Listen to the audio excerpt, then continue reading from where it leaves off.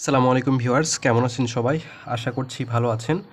আজকে আপনাদের মাঝে একটা প্রতিবেদন নিয়ে আসলাম, যেটা খুবই ইম্পর্টেন্ট একটা প্রতিবেদন। তো দেখতে পাচ্ছেন যে প্রমাণ করো যে সরল দোলকের গতি সরল দোলন গতি, মানে একটা সরল দোলক নিব, তার গতি যে সরল দোলন গতি, এটাই আমরা আসলে প্রমাণ করে দেখব, একটা সমীকরণ প্রতিপাদন করব। তো অবশ্যই যেহেতু সরল দোলক গতি বলছে, অবশ্যই একটা সরল দোলক নিতে হবে। তাহলে একটা দেখেন, আমরা চিত্রটা আঁকি নেই। তাহলে একটা ধরেন কোনো দেওয়াল বা কোনো স্ট্যান্ডের সাহায্যে আমরা হুকের সাহায্যে একটা দড়ি ঝোলালাম। দড়িটা অবশ্যই এখানে দেখেন, দড়ির সাহায্যে অবশ্যই একটা বস্তু, একটা যে কোনো একটা বস্তুকে আমি এখানে ঝুলাই নিলাম। তো একটা বস্তু বা বব, যে কোনো একটা বস্তু, ভারী বস্তুকে আমি যদি দিই, এখানে ঝুলাই দিই, তাহলে অবশ্যই তার কিন্তু একটা নিচের দিকে ভর কাজ করবে, তাই না? তাহলে ভর এবং অভিকর্ষ ত্বরণ কিন্তু নিচের দিকে কাজ করবে, যেটা কি জানি আমরা, mg। এটা কিন্তু অবশ্যই আমরা জানি যে একটা বস্তু যদি আমি এগুলো ঝুলাই দিই, নিচের দিকে কিন্তু একটা ভর অভিকর্ষ ত্বরণ কিন্তু কাজ করে। আচ্ছা, এইখানে যে দড়ি বা সুতার সাহায্যে আমরা বস্তুটাকে ঝুলাই দিলাম, তা অবশ্যই তার একটা দৈর্ঘ্য কিন্তু আমরা জানি, ধরে নিলাম তার দৈর্ঘ্য হচ্ছে l। তাহলে এই বস্তুটাকে অবশ্য সরল দোলক হতে হলে বস্তুকে দোল দিতে হবে। তাহলে বস্তুটাকে ধরেন টেনে আমি এই পাশে এই দিকে নিয়ে গেলাম, এইখানে নিয়ে গেলাম। যদি এই বস্তুটাকে টেনে এখানে নিয়ে যাই, অবশ্যই আমরা জানি কি বস্তুটি কিন্তু এভাবে দুলে থাকবে। যদি বস্তুটা ছেড়ে দিই, এভাবে কিন্তু দুলে থাকবে। কীভাবে? বস্তুটা এখান থেকে যদি এখানে নিয়ে যাই, আবার বস্তুটা এই বিপরীত দিকে এই দিকে চলে আসবে, আবার এই দিকে চলে যাবে। আবার এখানে আসা অবস্থায় এখান থেকে আবার এই বিপরীত দিকে চলে আসবে, মানে বস্তুটি কিন্তু এইভাবে দুলতে থাকবে, তাই না? তাহলে দেখেন, এই বস্তুটাকে এই জায়গা থেকে এই জায়গায় যদি নিয়ে যাই, অবশ্যই একটা দূরত্ব অতিক্রম করবে। ধরলাম দূরত্ব একটা এক্স, এই দূরত্ব অতিক্রম করছে, এবং এখানে কিন্তু একটা কোণ সৃষ্টি হবে, তাই না? এখানে যদি এই বস্তুটাকে এখান থেকে এখানে নিয়ে যাই, এখানে বস্তুটা কিন্তু একটা কোণ সৃষ্টি হবে। আমরা কোণটা ধরলাম থিটা, থিটা থিটা কোণ কিন্তু সৃষ্টি হবে। এবং এই বস্তুটা যখন আমি এই বরাবর নিয়ে যাব, এটা কিন্তু দুইটা উপাংশ থাকবে, মানে এমজির কিন্তু দুইটা উপাংশ থাকবে। তার মানে এমজি কাজ করছিল আমার নিচের দিকে, এটা কিন্তু দুইটা উপাংশ থাকবে, আমার দুইটা উপাংশ বিভক্ত হয়ে যাবে। একটা হচ্ছে এই দিক বরাবর, আর একটা হচ্ছে যে এই দিক বরাবর, দুইটা উপাংশ কিন্তু আমার বিভক্তি হয়ে যাবে। তাহলে দেখেন, এইটা যদি থিটা হয়, আমার অনুরূপ কোণ অনুযায়ী জানি যে এইটাও থিটা, এটা থিটা হলে এটাও থিটা। তাহলে থিটার সাথে যে বাহুটা থাকে, অবশ্যই সেটা কস থিটা হয়, সেটা হচ্ছে ভূমি হয়। আর ভূমি বা প্রতিভুজ কী জানি, কস থিটা। তাহলে অবশ্যই এটা কস থিটা হবে। তার মানে এমজির যেহেতু উপাংশ, তাহলে হবে এখানে এমজি কস থিটা। আর এইটা তাহলে বিপরীতটা, তাহলে এমজি সাইন থিটা। যেহেতু এইটা হচ্ছে যে কোণ, অনুরূপভাবে এইটাও অবশ্য তাহলে থিটা হবে। থিটার সাথে যে বাহুটা থাকে, অবশ্যই সেটা কস থিটা, তাহলে এটা এমজি কস থিটা, এই পাশে হবে এমজি সাইন থিটা। এই উপাংশটা দুটো উপাংশ বিভক্তি হয়ে যাবে। ওকে, তাহলে আমরা ক্যালকুলেশন করি। দেখেন, এইখানে কিন্তু এইটাকে বিবেচনা করে একটা বৃত্ত আঁকতে পারি, এই যে যেভাবে দোল নিচ্ছে একটা, এটাকে বিবেচনা করে একটা কিন্তু বৃত্ত আমি অঙ্কন করতে পারি। দেখেন, ডট ডট দিলাম আমি, এটা কিন্তু একটা বৃত্ত আমি অঙ্কন করতে পারি। তাহলে দেখেন, এটা যদি বৃত্ত হয়, এটা বৃত্তের যদি কেন্দ্র হয়, এটা কেন্দ্র থেকে যদি এটা পরিধি বরাবর বা এই বরাবর যদি হয়, তাহলে এখানে একটা যদি কোণ সৃষ্টি করে, তাহলে কোণের কিন্তু একটা সূত্র আমরা জানি। তাহলে কোণ, যেটা বৃত্তাকার গতি অধ্যায়ে আমরা পড়েছিলাম, যে একটা বস্তুকে যদি আমি দড়ি দিয়ে বেঁধে এইভাবে ঘোরাতে থাকি, তাহলে কিন্তু একটা এখানে চাপ সৃষ্টি হয়, কোণের সাথে একটা চাপ সৃষ্টি হয়। আর এটা কি জানছিলাম, এটা ব্যাসার্ধ।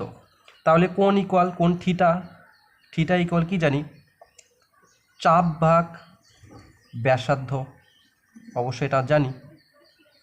এটা বৃত্তাকার গতি অধ্যায়ে আমরা পড়ছিলাম যে কোণ ইকুয়াল চাপ ভাগ ব্যাসার্ধ। চাপ কোনটা? চাপ ওটা এই যে এটা ছিল, চাপ হচ্ছে যে ওই অধ্যায়ে আমরা পড়ছিলাম, চাপ হচ্ছে এস ডিভাইডেড বাই আর, ব্যাসার্ধটা আর। তাহলে এসের জায়গায় কি আছে, এখানে এসের জায়গায় আছে এক্স, তাহলে আমরা এসের জায়গায় এক্স দিতে পারি। আর ব্যাসার্ধ এখানে বৃত্তের কেন্দ্র থেকে এটা পরিধি বরাবর, তাহলে কি এটা ব্যাসার্ধ। তার ব্যাসার্ধ জায়গায় কি আছে, এল, মানে সুতার দৈর্ঘ্য। ব্যাসার্ধের জায়গায় সুতার দৈর্ঘ্য আছে, এলটা আছে, সেটা আমরা দিয়ে দিলাম। ওকে, এই ক্ষেত্রে এটা কি আমার থিটা, এটা আমি 1 নম্বর সমীকরণ দিয়ে দিলাম। ওকে, এই ক্ষেত্রে দেখেন, আমি এই বস্তুটাকে যদি এইখান থেকে এইখানে নিয়ে যাই, আমার কিন্তু বিপরীত দিকে একটা বল কাজ করছে। আমার কিন্তু এমজি সাইন থিটা তখন কিন্তু কাজ করবে না, এমডি কস থিটা কাজ করবে না, এমজি সাইন থিটা কাজ করবে। এমজি সাইন থিটা কাজ করার কারণে এই বস্তুটি কিন্তু এদিকে ঘুরবে, এই দিক থেকে এভাবে যাবে, আবার এদিকে যাবে, আবার দুলতে থাকবে, মানে এই বরাবর কিন্তু বারবার দুলতে থাকবে।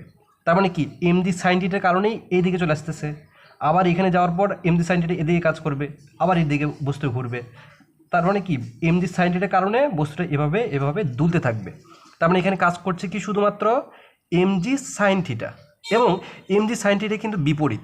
দেখেন আমি বল দিচ্ছি, বস্তুটাকে টেনে এখানে নিয়ে গেছি, টেনে এখানে নিয়ে গেছি, বস্তুটা ছিল এখানে, এখান থেকে টেনে আমি এখানে নিয়ে গেছি, মানে এই বরাবর নিয়ে গেছি।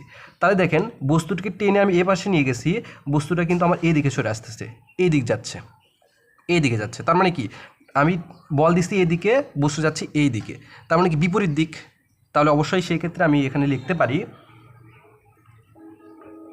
F equal minus M G sine theta, অবশ্যই লিখতে পারি। ঠিক আছে, এখানে যদি থিটা খুবই ক্ষুদ্র পরিমাণ হয়, এই থিটাটা খুবই যদি ক্ষুদ্র পরিমাণ হয়, তাহলে এই পুরোটা ইকুয়াল সাইন থিটা যদি খুবই ক্ষুদ্র পরিমাণ হয়, এই পুরোটা ইকুয়াল থিটা লেখা যায়। তাহলে সেই ক্ষেত্রে আমি এই সাইন থিটার পরিবর্তে আমি শুধুমাত্র থিটাটা দেবো এখানে। ঠিক আছে, ওকে। এই ক্ষেত্রে থিটার মানটা তো অবশ্যই আমরা জানি, একটু আগে বের করে নিলাম, যেটা হচ্ছে এক্স ডিভাইডেড বাই এল। তো এক্স ডিভাইডেড থিটার জায়গায় এক্স ডিভাইড বাই এলটা আমরা বসাবো এখানে। এইখানে জি এম জি এল যেহেতু ধ্রুবক, এম হচ্ছে যে বস্তুর ভর, জি অভিকর্ষ ত্বরণ, এল দৈর্ঘ্য, কোনটা দৈর্ঘ্য? সুতার দৈর্ঘ্য, যা আমি বস্তুটা কোন জায়গা থেকে কোন জায়গা পর্যন্ত ঝুলাই দিলাম, অবশ্যই সেই দৈর্ঘ্যটা আমার জানা আছে, সেই দৈর্ঘ্যটা হচ্ছে এল। যেহেতু ধ্রুবকগুলো সবগুলো এক পাশে লিখলাম, আর এক্সটাকে আমি সাইডে লিখলাম। যেহেতু ধ্রুবক পুরোটা ইকুয়াল আমি কে ধরতে পারি, এই পুরোটা ইকুয়াল আমি কে ধরতে পারি। তাহলে এইটাকে আমি এইটাকে আমি 2 নম্বর সমীকরণ দিই, এইটাকে আমি 3 নম্বর সমীকরণ দিই। এখন আমি একবার 2 নম্বর সমীকরণ একবার 3 নম্বর সমীকরণে যদি কাজ করি, তাহলে কিন্তু ক্যালকুলেশনগুলো আমি খুব ইজিলি ভাবে করতে পারবো। দেখেন আমি এখন লিখব 2 নম্বর সমীকরণ নিয়ে কাজ করে, 2 নম্বর সমীকরণ হতে। তাহলে 2 নম্বর সমীকরণে দেখেন কি সমীকরণ আছে, F equal minus M G divided by L into X. আচ্ছা, আমরা একটা জিনিস কিন্তু জানি, এফ ইকুয়াল কি, এফ ইকুয়াল এম এ, অবশ্যই এটা আমরা জানি, নিউটনের দ্বিতীয় সূত্র, এফ ইকুয়াল এম এ, আমি সেটা এখানে বসিয়ে দিলাম। ওকে, সেই ক্ষেত্রে M G divide by L এখানে আছে, আর এই পাশে এক্স। আচ্ছা, এই এমটা এখানে আসছে গুণ আকারে, আমি তো অবশ্যই এই পাশে পার করে দিতে পারি, এই পাশে পার করে দিলে কি হবে, ভাগ হয়ে যাবে। তাহলে এটাকে রেখে আমি এমটা এই পাশে পার করে দিতে পারি, এই পাশে কি হবে, এম এল ইন্টু এক্স। দেখেন এখানেও এম আছে, এখানে এম আছে, আমি কাটা দিতে পারি, এম এম থাকবে কি, শুধুমাত্র থাকবে F equal minus G by L into X. ঠিক আছে, এইটা আমি একটা সমীকরণ দিই, এটা আমি এক সমীকরণ 4 দিই। এখন 2 নম্বর সমীকরণে কাজ করলাম, এখন আমি 3 নম্বর সমীকরণে কাজ করি। এখন আমি 3 নম্বর, এই প্রতিপাদন কিন্তু খুবই ইজি একটা প্রতিপাদন, জাস্ট আমি 2 আর 3 নম্বর সমীকরণ যদি বের করতে পারি, একবার এটা নিয়ে কাজ করব 2 নম্বর, একবার 3 নম্বর নিয়ে কাজ করব, কাজ করে সমতুল্য করলে প্রমাণটা হয়ে যাবে। দেখেন এখন আমি 3 নম্বর নিয়ে যদি কাজ করি, 3 নম্বর সমীকরণটা আছে এফ ইকুয়াল মাইনাস কে ইন্টু এক্স। ওকে, আমরা একটু আগে দেখলাম যে এফ ইকুয়াল এম এ, নিউটনের দ্বিতীয় সূত্র, আমি সেটা দিতে পারি এফ ইকুয়াল এম এ মাইনাস কে ইন্টু এক্স, এ পাশে যা আছে তাই লিখলাম। এই এমটা এই পাশে আমি পার করে দিতে পারি, এখানে আসছে গুণ আকারে, এই পাশে আসছে হবে ভাগ আকারে হয়ে যাবে। তাহলে আমি সেটা এখানে দিয়ে দিতে পারি। দেখেন আমি এখানে দিয়ে দিচ্ছি, তাহলে এই পাশে কি হবে, A equal minus K divided by M into X, এটা তো হচ্ছে। তাহলে এইটা আমি একটা সমীকরণ দিই, ওইটা 4 নম্বর ছিল, এটা 5 নম্বর সমীকরণ নেই। এখন দেখেন আমি যদি কিছু সমতুল্য করতে পারি তাহলে কিন্তু হয়ে যাবে। তার আগে এখানে একটু ক্যালকুলেশন করে নিই। আমি কিন্তু এখানে একটা সূত্র পড়ে যাবে, সূত্র আমার একটা জানা আছে, যেটা হচ্ছে যে যেহেতু K by M into omega square, এটা তো আমি এখানে অ্যাপ্লাই করতে পারি। ওমেগা স্কোয়ার যেহেতু কে ডিভাইড বাই এম, এটা ওমেগা স্কোয়ার, তাহলে এটা ওমেগা স্কোয়ার দিতে পারি। ওমেগা স্কোয়ার পুরোটা ইকুয়াল ওমেগা স্কোয়ার, আর সাইডে কি ছিল এক্স। তাহলে এইটা আমি একটা সমীকরণ দিই, ওটা 5 দিয়েছি, এটা 6 দিচ্ছি। এখন দেখেন আমি কিছু কিছু সমীকরণ যদি সমতুল্য করতে পারি, সমতুল্য করলে কিন্তু আমার প্রমাণটা হয়ে যাবে। যেমন এই সমীকরণ একটা সমতুল্য করতে পারি। কেন করতে পারি?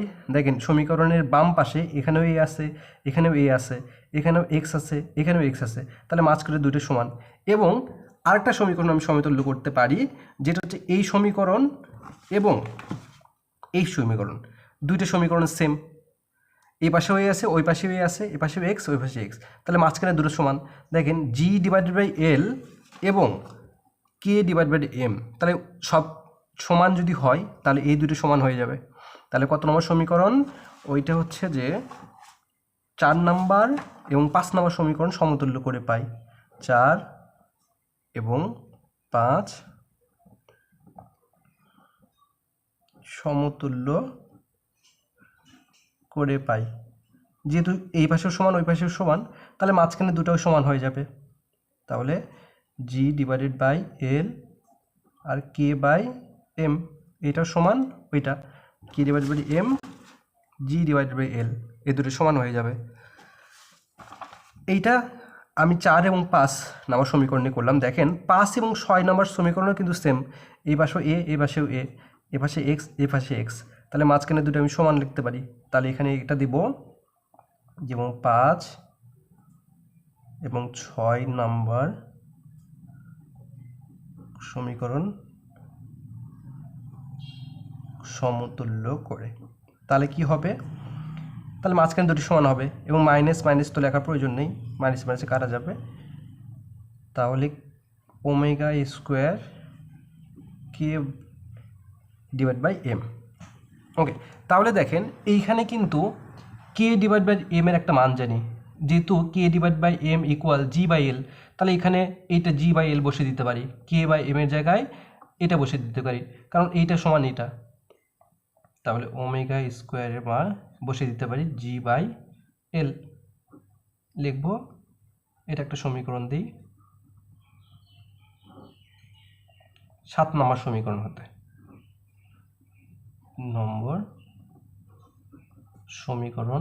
হতে ওকে। এখন যদি ক্যালকুলেশন করি আমার অলরেডি প্রতিপাদনটা হয়ে যাবে। দেখেন এইখানে কিন্তু ওমেগার একটা মান জানি, যেটা বৃত্তাকার গতি অধ্যায় থেকে আমরা জানি। কেন এইটা আমি ওমেগার মানটা বসাচ্ছি? ওমেগার মানটা আমার দেখা যাচ্ছে যে, যেহেতু এখানে বের করতে বলছি সরল দোলক অর্থাৎ টিটা বের করতে হবে, সেই জন্য আমি ওমেগার মানটা এখানে বসাতে হবে। যেহেতু এই চিত্রটা আমি বলছিলাম এটা কিন্তু একটা বৃত্তের সাথে তুলনা করতে পারি, তাহলে একটা বস্তুকে যদি ধরে সুতার সাথে ধরে আমি যদি বেঁধে এইভাবে ঘোরাই, তো অবশ্যই একটা ওমেগার একটা মান থাকবে এখানে। তো সেই ওমেগার মানটা আমরা কিন্তু বৃত্তাকার গতি অধ্যায়ে পড়েছিলাম যে 2 পাই ডিভাইডেড বাই টি, তাহলে পুরোটার উপর স্কোয়ার আছে, এপাশে জি এল। তাহলে কিন্তু এখান থেকে আমার টি বের করতে হচ্ছে, তাহলে সবগুলোর উপরে আমি স্কোয়ার দিয়ে দিই। 2 এর উপর স্কোয়ার করলে হবে 4, এটা pi square by T square, এই পাশে ছিল জি ডিভাইডেড বাই এল। এখন যেহেতু টি বের করতে হবে, বাকি সবগুলো এই পাশে আমি পার করে দিই। তাহলে টিটাকে রেখে আমি ক্রস গুণ করে দিচ্ছি, একটু ভেঙে ভেঙে করি, ক্রস গুণ করে দিই, পাই আর স্কোয়ার ডিভাইড বাই এল। তাহলে এইটা জি এখানে গুণ আছে, এপাশে আর হবে কি ভাগ হবে,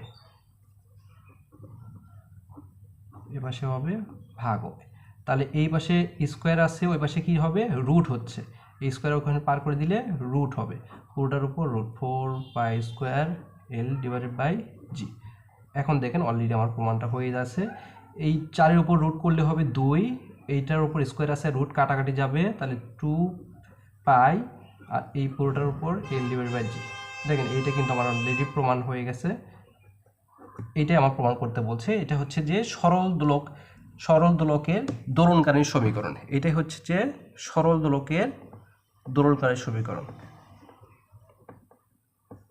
দোলকের দোলনকালের সমীকরণ প্রমাণ।